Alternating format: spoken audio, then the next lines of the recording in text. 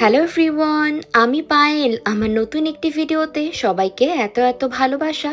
আশা করি আপনারা সবাই খুব ভালো আছেন, আর আমরাও কিন্তু বেশ ভালোই আছি। আজকে যে কত দিন পরে এই ক্যামেরা অন করে আমি ভিডিও করছি, আসলে গত বেশ কয়েকদিন আমার না ঠিক মন থেকে ব্যাপারটা আসছিল না। শরীরটাও খুব একটা সাথ দিচ্ছে না, তো ওই জন্য আমার মনটা এমনিতেই খারাপ হয়ে রয়েছে বেশ কদিন ধরে। কয়েকদিন চাইছিলাম যে সবকিছু থেকে কেমন যেন একটা বিরতি নিতে, ওই জন্যই তো আমি সবকিছু থেকে একটু দূরেই ছিলাম। আপনারাও সবাই অনেক খোঁজ নিয়েছেন, সবার কাছে আমি এই জন্য অনেক অনেক কৃতজ্ঞ। যাই হোক, আজকে সকালবেলায় আমি আর মিহি একটু হাঁটতে বেরিয়েছিলাম, বেশি দূর না, এই বাড়ির সামনে সব ফুটপাত গুলো দিয়ে একটু হেঁটে এলাম। এত সুন্দর ফুল গাছ লাগিয়েছে, মনটা একেবারে জুড়িয়ে যায় রাস্তা বরাবর হাঁটা দিলে। বেলা এখন বেশ অনেকটাই হয়েছে, এখন বেশ দুপুর দুপুর মতো। আজকে মিহিটা একটু খ্যান খ্যান খ্যান খ্যান করছে, তো ওই জন্য আমি ওকে খুব একটা চাপ দিচ্ছি না। ও এতক্ষণ ধরে ফ্লোরে খেলছে। আমি আজকাল যেটা করি, ওকে স্নানের আগে বেশ কিছুক্ষণ ফ্লোরে নিন্টু করে ছেড়ে দিই। ডাইপার ফ্রি থাকলে তাহলে ওরও ভাল লাগে, আর এখন তো বেশ গরম পড়েছে, এটা খুব দরকার। আবার জানেন তো, বেশ 1 মাস হতে চললো আমার মিহি কিন্তু একটু একটু করে হাঁটতেও পারে। এই হিসু করে ভিজিয়ে দিয়েছো কেন? এখন স্নান করবে? ওকে, এখন কি স্নান করবে? এসো এসো এসো এসো এসো এসো এসো এসো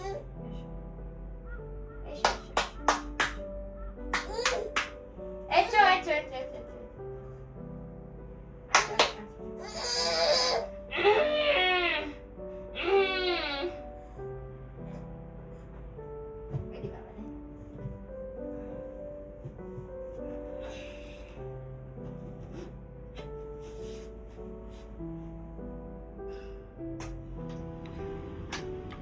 মিহি, মিহি, তুমি খেলা করছো বেবি? খেলা করো, খেলা করো। মিহি এখন খাট থেকে নামতে শিখে গিয়েছে, এত উপর থেকে নামতে শিখে গিয়েছে, তো ওই জন্য এখন আর পড়ে যাওয়ার কোনো ভয় নেই। এখন একা একাই নেবে যেতে পারে। যদিও আমি এখন এখানে আছি, পরে যখন এখানে থাকবো না, এখান থেকে সরিয়ে ওই রান্নাঘরে। আর এখন স্নান সেরে নিয়েছি। আজকে হলো বুধবার, আজকে কাঞ্চন অনেক তাড়াতাড়ি চলে আসবে। রান্নাবান্না আমি তেমন কিছু আজকে আর করিনি, একটু পরে করব। তার কারণ সেই রোববার করে আমি চিকেন বিরিয়ানি বানিয়েছিলাম, ওইটাই আমার ছিল, সোমবার অবধি চলে গিয়েছে। আর গতকালকে কাঞ্চন বেন্তো বক্স এনেছিল বেশ কয়েকটা, তো সেগুলোই আমরা দিনভর খেয়েছি। ও অফিসে লাঞ্চ নিয়ে। বাজে প্রায় বেলা 1টা। মিহিকে আমি স্নান করিয়ে দিয়েছি। আমি আর মিহি আজকে একসঙ্গেই স্নান করেছি। আজকাল আমি আর মিহি একসঙ্গেই মোস্টলি স্নান করি। তো ওকে আমি স্নান সারিয়ে যেটা করেছি, বিছানায় তুলে দিয়েছি কয়েকটা খেলনা দিয়ে। ওর খাবার দাবারও সেটা আমি অনেক সকাল সকাল বানিয়ে ফেলেছিলাম, ধরুন ওই প্রায় 10টা সাড়ে 10টার দিকে। ওর যখন ব্রেকফাস্ট, সেই সঙ্গে সঙ্গে লাঞ্চটাও আমি একসঙ্গে প্রিপেয়ার করে নিয়েছিলাম। তো আজকে মিহি খাবে ডাল, আলু, কুমড়ো, একটুখানি গাজর, ডিম একসঙ্গে, আর ভাত তো রয়েছে, একটু বাটার দিয়ে দেবো। আর এখন তো মিহি নুন খাওয়া স্টার্ট করেছে, তো যাই হোক সবকিছু একসঙ্গে দিয়ে সিদ্ধ ভাত মতো করেছি আজকে ওর জন্য। আজকে চিকেনটা নেই, লিভারটা আমার ফ্রোজেন রয়েছে, চিকেন লিভারটা। মিহি chicken liver by the way খুব ভালো খায়। তো যাই হোক, আজকে মিহি ওই চাল ডাল আর ডিম সিদ্ধ বাটার দিয়ে ভাতটা। তো এখন আমি যেটা করবো, যেহেতু স্নান সারা হয়ে গিয়েছে, পুজোটা দিয়ে নিই, তারপর ওকে আগে খাইয়ে দেবো।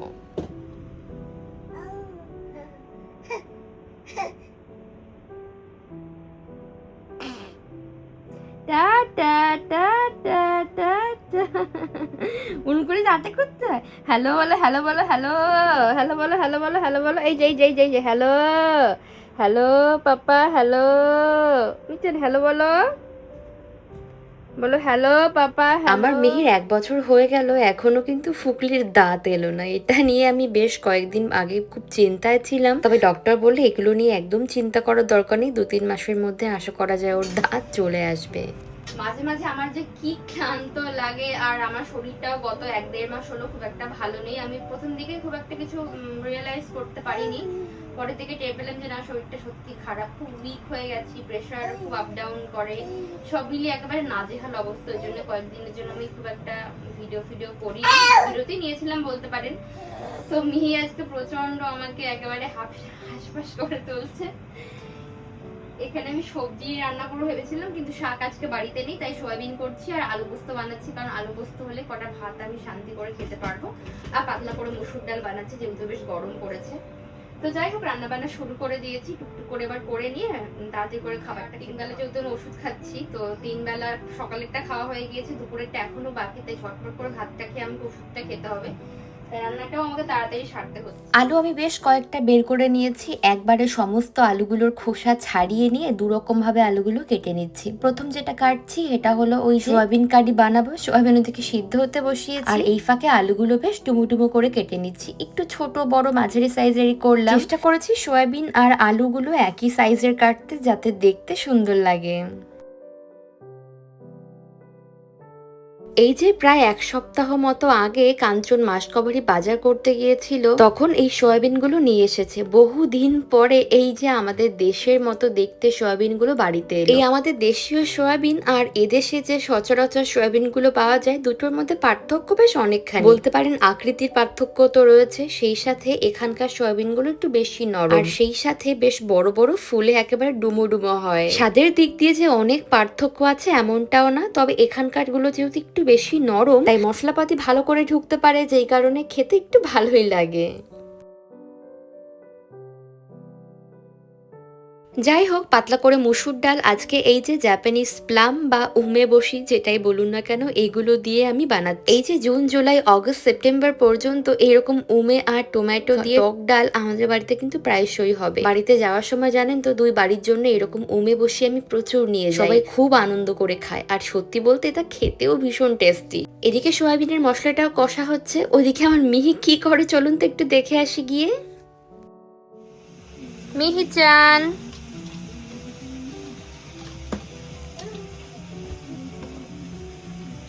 মিহিচান মা, ওই সাধারণ যে গুঁড়ো মশলা ব্যবহার করি প্রত্যেক দিনের রান্নায়, সেই গুঁড়ো মশলা, পেঁয়াজ, টমেটো, একটুখানি চিনি, ফোড়নে দিয়েছিলাম গোটা জিরে, সবকিছু ভালো মতো কষিয়ে যখন কষা কষা বেশ তেলটা উঠে এলো, তখন আমি এর মধ্যে ওই যে সুন্দর করে কেটে রাখা যে আলু আর তার সাথে সয়াবিন সবকিছু একসাথে মিশিয়ে দিলাম। ওদিকে শিফট করে দিয়েছি, একটু ঢেকে ঢেকে অল্প জল দিয়ে কষা হবে। এইদিকে ডালটা যেহেতু সুন্দর মতো ফুটে গিয়েছে, এখন আমি যেটা করলাম, একটুখানি সর্ষে আর শুকনো লঙ্কা দিয়ে ফোড়ন দিয়ে দিলাম। এমনি যে মুসুর বা মুগ ডাল বানাই, ওগুলো একটু ঘন ঘন থাকলেই খেতে ভালো লাগে, তবে এরকম টক ডাল পাতলা করে রান্না করলে কি যে অমৃত লাগে। আর আজকাল যেহেতু উমে বসি দিয়ে রান্না করছি, তাই এই ডালের স্বাদ হয় অতুলনীয়। কয়েকদিন মন খুলে রান্না বান্নাও করি না, আর খাওয়া দাওয়া তো চাঙে উঠেছিল, তো ওই জন্য না আজকে একটু নিজের পছন্দের খাবার বানাবো। ওই যেমন আলু পোস্ত হলে আমার সত্যি আর কিচ্ছুটি লাগে না জানেন। একটু শাক খেতেও আজকে ইচ্ছে করছিল, তবে ফ্রিজে আজকে আর শাক নেই, তাই জন্য আলু পোস্তটাই বেছে নিলাম। কয়েকটা কাঁচা লঙ্কা দিয়ে বেশ অনেকটা পরিমাণ পোস্ত ওদিকে আমি ব্লেন্ড করতে দিলাম, আর এখানে দেখলাম সয়াবিনটা বেশ সুন্দর কষা হয়ে গিয়েছে। আজকে একটু সয়াবিনের মধ্যে আমি তেল মশলা বরং কমই দিয়েছি, তবে টমেটো দিলে কিন্তু ব্যাপারটা কষাতে কষাতে অনেকটাই তৈলাক্ত হয়ে যায়, তাই দেখে তুলনামূলকভাবে একটু মশলাদার মনে হয়।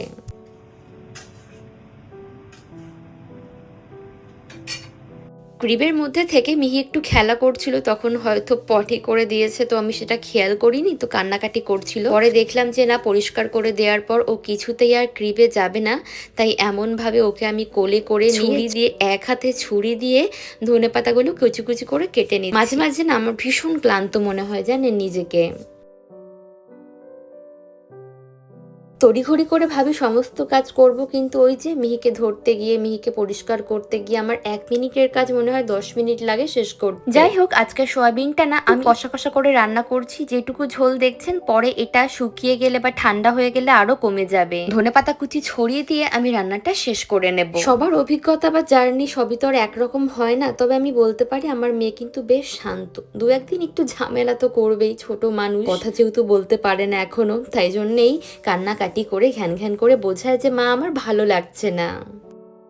আর কাঞ্চন যেহেতু ভীষণ হেল্পফুল, তাই আমি কিন্তু বেশ লাকি এই দিক দিয়ে যে সবটা আমি ম্যানেজ করতে পারি। তারপরেও মাঝে মাঝে সবকিছু খুব ঘেটে যায়, সে যাকে আমি এখন এই আলু পোস্ত বানাচ্ছি, তো অল্প একটু সাদা তেল গরম করে তার মধ্যে ছোট্ট ছোট্ট করে টুকরো করা আলুগুলো দিয়েছি, একটুখানি নুন আর একটুখানি ঝালের জন্য লঙ্কার গুঁড়ো দিলাম। আজকে আমি কালো জিরে ফোড়ন দিচ্ছি না, আর সর্ষের তেল বাড়িতে নেই, না হলে আমি এই রান্নাটা সর্ষের তেলেই করতাম। কাজ করতে করতে এই এতগুলো বাসন আমি যে কি নিঃশব্দে টিপে টিপে ধুয়েছি জানেন। যাই হোক, ওদিকে আবার মিহিকে ঘুম পাড়িয়ে দিয়ে এলাম এই ফাঁকে। তারপর আমি এই যে আলু পোস্ত দেখলাম, ঝোলটা বেশ সুন্দর ঘনত্বে চলে এসছে, ওর মধ্যে পোস্ত বাটাটাও দিয়ে দিলাম। এদিকে আমার রান্না বান্না প্রায় শেষের দিকে। এখানকার আলু ভীষণ তাড়াতাড়ি গলে যায়, আর আলু পোস্ত বানাতে সেহেতু এমন বেশি সময় লাগে না। যদিও মনে হলো আজকে না পোস্তর মধ্যে একটু ঝালটা বেশি হয়ে গেছে, এত ঝাল দিলে পোস্তর টেস্টটা পরের দিকে আর পাওয়া যায় না। আর আমার কিন্তু একটু ঝোল ঝোল পোস্তই ভালো লাগে, যদিও আলু যেহেতু রয়েছে তাই পরের দিকে একটু ঠান্ডা হলে জিনিসটা থকথকে হয়ে যায়। চলুন গরম গরমে আলু পোস্তের বাটিটা নিয়ে ওই যে টেবিলে সব খাবার যেখানে রেখেছি সব এক জায়গায় গিয়ে জড়ো করি। গরম ভাবটা বেরিয়ে গেলে তারপর আমি এগুলো কিচেন র্যাপ দিয়ে আটকে রাখবো।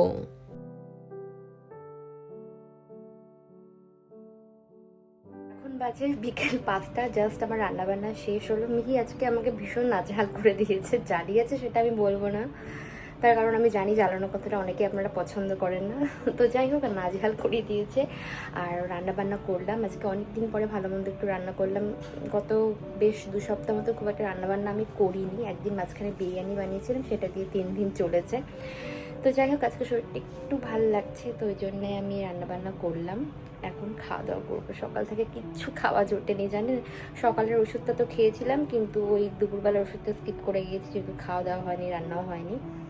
তো যাই হোক, আমি ওষুধ গুছিয়ে রেখেছি, জাস্ট খাওয়া দাওয়া করে এখন ওষুধটা খেতে হবে। তো চলুন খাবারগুলো গরম থাকতে থাকতে আগে ঝটপট খাওয়া দাওয়া সেরে নিয়ে তারপর না হয় কিচেনটা ক্লিন করা যাবে। মিচ্চান, এখন আমরা খাওয়া দাওয়া করবো। তুমি ঘুম থেকে উঠে মিচ্চান দদো খেয়েছে। ও তাই? এরকম করে দদো খেতে হয়? তাই?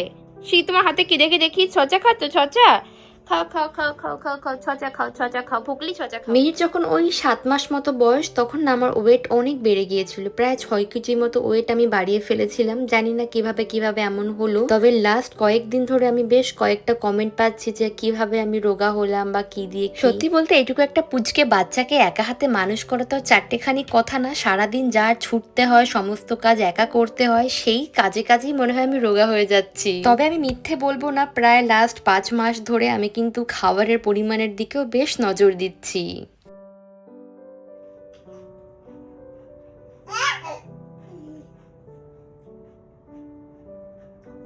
বেশ কিছুদিন আগে আমার এত খিদে পেত, আমি নিজেই বুঝতে পারতাম না যে এত খাবার, এত ভাত কোন পেটে যাচ্ছে। হয়তো হঠাৎ করেই ওই হরমোনের পারদ নিচে বা ওপরে উঠে যাওয়ার কারণে এমন হয়, আমারও সেটাই হয়েছিল। যদিও সেই কারণে আমি যেটা করেছি, ভাতের পরিমাণ একটু কমিয়ে এনেছি, তার বদলে সবজি, ডাল, স্যালাড এগুলো ইনক্লুড করেছি প্রত্যেক দিনের খাবারে।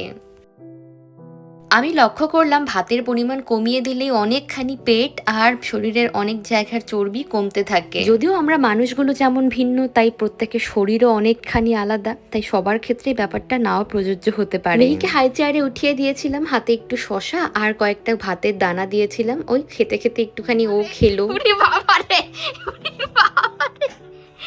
কি স্পিড, কি স্পিড কাঞ্চন! আমি তো ক্যামেরাটা অন করতে পারি তার আগে দৌড়। এ বাপ্পা গেলি তুই মাকে জানিস? পাপা, মা কষ্ট হয় না? জানো মা শরীর খারাপ করি। এইমাত্রই দিলাম প্যাসিটা। যাই হোক, বুধবার দিন কাঞ্চন অনেকটা তাড়াতাড়ি চলে আসে, আমরা এখন বিকালবেলা একটু হাঁটাহাঁটি করতে যাব। আজকের ভিডিওটাও না হয় এখানেই শেষ করলাম, দেখা হচ্ছে পরবর্তী নতুন ভিডিওতে। সকলে খুব ভালো থাকবেন, সুস্থ থাকবেন, টাটা, বাই বাই।